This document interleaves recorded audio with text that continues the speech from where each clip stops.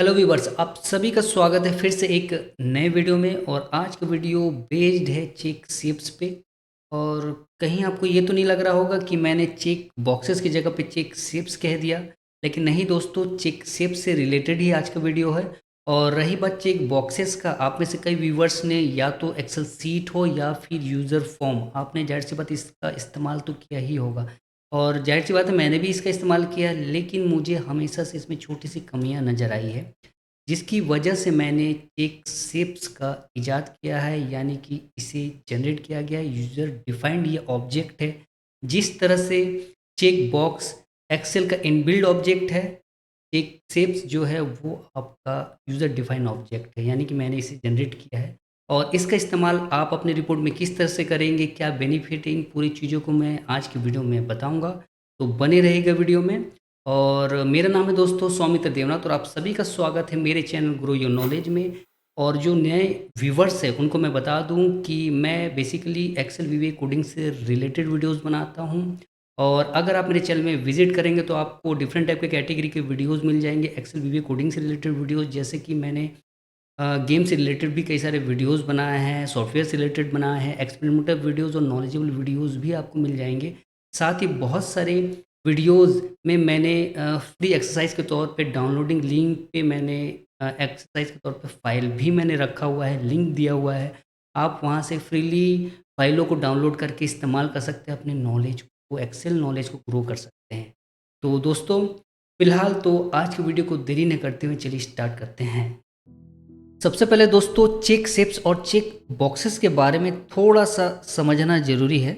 मैं कुछ point wise आपको समझाना चाहूँगा कि इनके कुछ लिमिटेशंस हैं, और चेक शेप्स चेक बॉक्सेस से कितना बेस्ट है, इसे मैं थोड़ा समझाना चाह रहा हूँ। ठीक है, तो आप स्क्रीन पे देखिएगा, मैं पॉइंट वाइज इसे समझाऊंगा। सबसे पहला जो दोनों में डिफरेंस है, मैंने जो पॉइंट आउट किया है, वो है लिंक टू ए सेल। यानी कि चेक बॉक्सेस का जब आपने इस्तेमाल किया होगा, जाहिर सी बात है कि चेक बॉक्सेस को किसी न किसी सेल से लिंक्ड करना पड़ता है, तब जाके ये वर्क करता है ट्रू एंड फॉल्स के बेस पे। ठीक है, और चेक सेल्स में किसी भी सेल से कनेक्ट करने की रिक्वायरमेंट नहीं पड़ती है हमें। ठीक है, सेकंड जो पॉइंट मैंने नोटिस किया है कि टिक का जो कलर है चेक बॉक्स में, उसे हम चेंज नहीं कर सकते। यानी कि आपने गौर किया होगा कि चेक बॉक्सेस में जो टिक का कलर है वो ब्लैक है, जिसे आप चेंज नहीं कर सकते। उसे आप कलर को आप यानी लिमिटेशन से कलर को चेंज नहीं कर सकते, लेकिन चेक सेल्स में आप कलर को किसी भी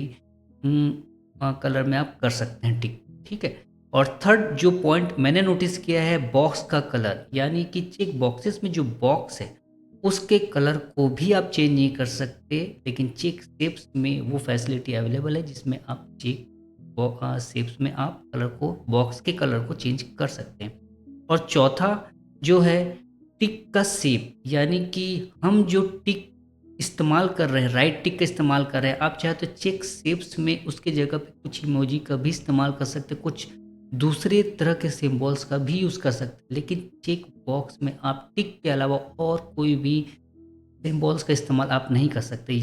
चलिए दोस्तों, अब हम आगे बढ़ते हैं, और मैं अब आपको दिखाऊंगा कि मैंने किस तरह से चेक शेप्स का इस्तेमाल किया है, ताकि आप भी मुझसे बेटर तरीके से उसका इस्तेमाल कर सकें। ठीक है, तो मैं आता हूँ सीट वन पे। सीट वन पे जो आप इंटरफेस देख पा रहे हैं, इसे मैं थोड़ा सा एक्सप्लेन कर देता हूँ, है ना।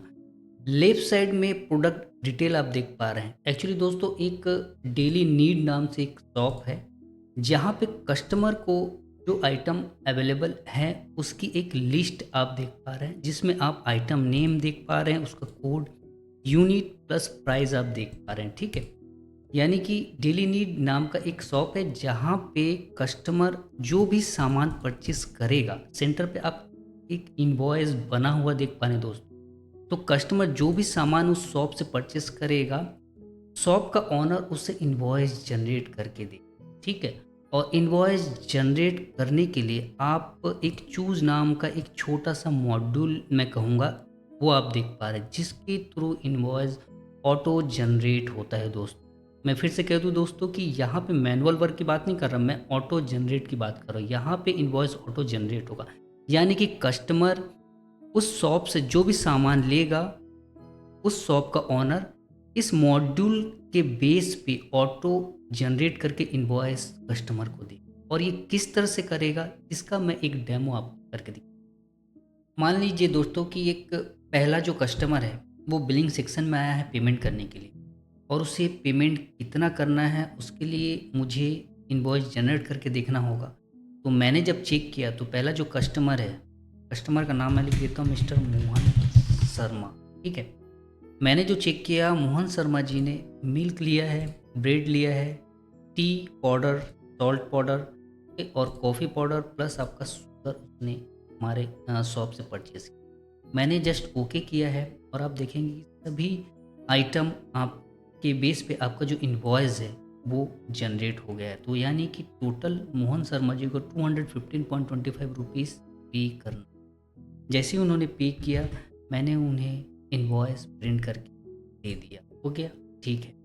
मैंने फिर डबल क्लिक करके इसे रिफ्रेश कर लिया ताकि मैं सेकंड कस्टमर के लिए फिर से इनवॉइस जनरेट करूँ। और अब मैंने देखा कि सेकंड कस्टमर हमारी मिसिस अंजना अंजना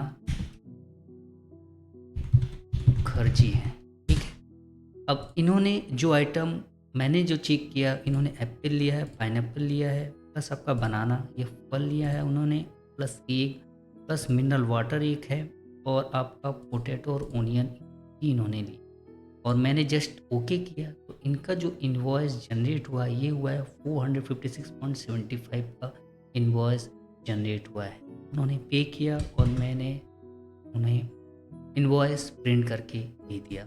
और जस्ट मैंने डबल क्लिक करके मैंने फिर से रिफ्रेश कर लिया अपने मॉड्यूल को, ताकि थर्ड कस्टमर के लिए मैं इसे इनवॉइस जनरेट कर सकूँ। Third customer suppose that mister Anuj Rai है। ठीक है, अनुज राय जी आए और उन्होंने सिर्फ मुझसे एप्पल, पोटैटो, ब्रेड और मिल्क उन्होंने परचेज किया। तो उनका जो पेमेंट अमाउंट होता है 283.5 होता है। आप देख पा रहे हैं कि मैंने सिर्फ चेक बॉक्सेस पे क्लिक करके ही मैंने वो आइटम के बेस पे मैंने इनवॉइस जनरेट की। ठीक है, यहाँ पे मुझे अलग से कोई एंट्री करने की ज़रूरत नहीं पड़ी। और अच्छी बात ये है कि डबल क्लिकिंग के थ्रू आपका ये जो मॉड्यूल है इनवॉइस को रिफ्रेश कर देता है। ठीक है, और इसमें एक और पॉइंट मैं आपको दिखाना चाहूँगा। मान लीजिए कि शॉप से शुगर आपका स्टॉक ख़त्म हो चुका है, मैंने इसे डिलीट कर दिया हमारे स्टॉक। लेफ्ट साइड में एक्चुअली हमारे शॉप में जो आइटम अवेलेबल है एट प्रेजेंट उसकी लिस्ट है ना। तो शुगर अब ख़त्म हो चुका है, मैंने जस्ट डबल क्लिक किया तो आप देखेंगे कि आपका जो चूज़ वाला आइटम लिस्ट है उसमें से भी शुगर हट गया है। यानी कि ये जो वो आइटम लिस्ट है जो आपके शॉप में अवेलेबल है। जस्ट आपका प्रोडक्ट जो डिटेल है इसी आइटम को मैंने मॉड्यूल में प्लेस किया हो। ठीक है, अब मान लीजिए कि कुछ नया आइटम हमारे पास आया। मान लीजिए बटर, बटर आया है हमारे पास, कोड भी मैं लिख देता हूँ, बटर केजी में ले लेते हैं 140, है ना। और जस्ट मैंने डबल क्लिक किया तो आपका इस मॉड्यूल में वो बटर आइटम भी ऐड हो गया है, ताकि मैं अगर कोई कस्टमर आए तो मैं वो बटर भी अवेलेबल करा सकूँ। इस तरह से मैं ओके करूँगा, देखिए बटर भी आपका ऐड हो गया है। यानी कि इस मॉड्यूल के थ्रू आप आइटम को ऐड भी कर सकते हैं, इनवॉइस को जनरेट भी कर सकते हैं। कि हमारे पास हो सकता है, जाहिर सी बात है, पर डे हमारा कोई ना कोई आइटम स्टॉक हमारा ख़त्म हो सकता है, ताकि कस्टमर के द्वारा, है ना, ज़्यादा यूटिलाइज होने की वजह से ख़त्म हो सकता है। कुछ नया आइटम आ सकता है, सपोज डेट एक और आइटम आया सोया। ठीक है, S16 मैंने कोड दे दिया। ये है पैकेट में आता है, सॉरी पैकेट लिखना है, पैकेट में आता है। पैकेट कितना रुपए, 20 रुपये पैकेट वाला मान लीजिए।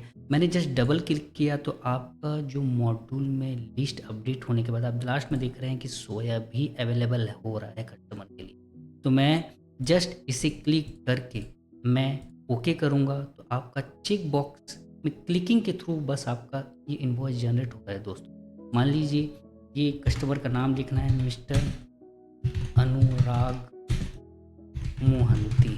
ठीक है, इस तरह से आप इनवॉइस जनरेट कर सकते हैं। देखिए मैं डायरेक्ट इसे प्रिंट भी कर सकता हूँ। यहाँ पे आप देख पा रहे हैं कि अनुराग मोहंती का टोटल बिल अमाउंट है 204.75। तो इस तरह से आप आपका जो बिलिंग का जो टाइम है देखिए कितना शॉर्ट हो गया है। आप इस मॉड्यूल के थ्रू आपका जो इनवॉइस है कितना ईज़िली तरीके से आप जनरेट कर पा रहे हैं। यही नहीं दोस्तों, अगर मान लीजिए आपने गलती से कोई आइटम सेलेक्ट भी कर लिया है, तो उसे हटा दीजिए। मान लीजिए कॉफ़ी नहीं, सिर्फ़ मुखर्जी ने मोहंती जी ने सिर्फ़ 3 आइटम लिया था, आप इसे ओके कीजिए तो आपका जो इनवॉइस है वो भी अपडेट हो गई। यानी कि आप आइटम को ले भी सकते हैं, टिक करके ले भी सकते हैं और अनचेक करके आप उसे हटा भी सकते हैं, ठीक है? तो फ़िलहाल मैं इसे ले लेता हूँ। मान लीजिए पाइनएप्पल उन्होंने नहीं लिया तो आपका लिस्ट देखिएगा 1 2 3 4 5 5 लिस्ट आपके इनवॉइस में ऐड हो चुके हैं और टोटल अमाउंट है 315, ठीक है? तो इस तरह से आपका जो ये चेक शेप से एकदम चेक बॉक्सेस की तरह काम करेगा, बल्कि उससे ज़्यादा बेस्ट काम करेगा। अच्छी बात ये है कि आपका ये शेप में बना है तो इसे आप किसी भी तरह से फॉर्मेटिंग कर सकते हैं। टिक मार्क की जगह पे आप किसी और अदर सिंबल का इस्तेमाल कर सकते हैं, इमोजी का इस्तेमाल कर सकते हैं, कलरिंग कर सकते हैं, बैकग्राउंड के बॉक्स को आप और ग्राफिकल बना सकते हैं, किसी भी तरह से कर सकते हैं। और इस और अच्छी बात ये है कि आपका ये जो मॉड्यूल है, आप इस मॉड्यूल को कहीं भी प्लेस कर सकते हैं सीट पे। मान लीजिए मैं इस पे इनवॉइस को ऊपर भी रख के अगर मैं इसे प्रोसेस करूँ तो आपका ये प्रोसेस परफेक्टली वर्क करेगा, क्योंकि ये सेम बेस पे बना है। ये आप कहीं भी प्लेस कर सकते हैं। और आई होप दोस्तों कि चेक शेप का इस्तेमाल और चेक शेप को आप किस तरह से आप अपने रिपोर्ट या किसी भी तरह के जिसमें आप ट्रू या फॉल्स या यस या नो की तरह इस्तेमाल करना चाहें, टिक मार्क की तरह इस्तेमाल करना चाहें, चेक अनचेक की तरह इस्तेमाल करना चाहें, तो आप कर सकते हैं। आई होप आपको मेरा ये छोटा सा एक मैंने एक आइडिया बताया कि एक छोटे से शॉपकीपर के लिए ये कितना बेहतरीन तरीके से इस्तेमाल हो सकता है, बिना किसी मिस्टेक के, एररलेस और फास्ट वर्किंग, फास्ट बिलिंग के लिए इस्तेमाल कर सकते हैं। आप भी इसी तरह का कुछ नए आइडिया इम्प्लीमेंट करके आप इसी तरह का चेक शेप का इस्तेमाल करके आप मॉड्यूल बना सकते हैं। तो आई होप मेरा ये आइडिया आपको पसंद आया होगा। मेरा ये आज का नॉलेज आपके लिए बेनिफिट साबित हुआ होगा। अगर आपको आज का ये वीडियो अच्छा लगा तो दोस्तों प्लीज़ लाइक शेयर के साथ साथ सब्सक्राइब जरूर कर दीजिएगा और अपने दोस्तों के साथ ज़रूर से शेयर कर। तो तब तक मुझे इजाज़त दीजिए। मैं मिलूँगा आपको नेक्स्ट वीडियो में। और आप खुश रहिए, अपने आसपास के लोगों को खुश रखिए। धन्यवाद।